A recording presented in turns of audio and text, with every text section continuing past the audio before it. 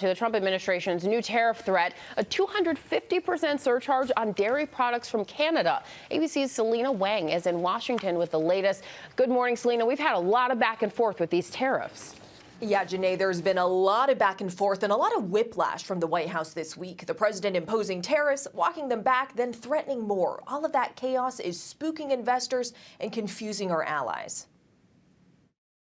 This morning, another twist in President Trump's on-again, off-again tariffs. Trump threatening to impose steep tariffs on all lumber and dairy from Canada just one day after putting pause on his trade war with Canada and Mexico. Canada has been ripping us off for years on tariffs for lumber and for dairy products. Trump says he's matching the hefty taxes that Canada puts on American dairy and lumber. 250%. Nobody ever talks about that. 250% tariff, which is taking advantage of our farmers. They make it impossible for us to sell lumber or dairy products into Canada. The president says these new tariffs could take effect next Monday or Tuesday, just the latest whiplash since President Trump imposed 25% tariffs on all goods from Canada and Mexico on March 4th. Stock markets tumbled as car makers warned of devastating consequences, and CEOs said grocery prices could increase in days. Then Trump reversed course,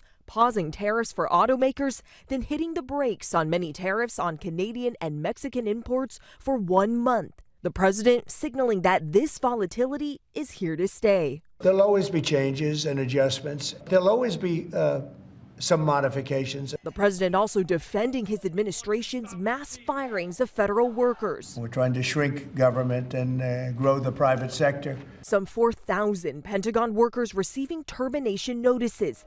Just the first round of layoffs that could total tens of thousands. Trump brushing off concerns that these sweeping firings will impact the labor market. I think the labor market's going to be fantastic, but it's going to have high-paying manufacturing jobs as opposed to government jobs. And we're learning from sources that Elon Musk's Department of Government Efficiency is going through $1.6 trillion worth of Social Security payments. The White House says this is about finding fraud and abuse, but advocates worry the Trump administration could start denying payments to older Americans. All right, Selena Wang, thanks so much. We appreciate it.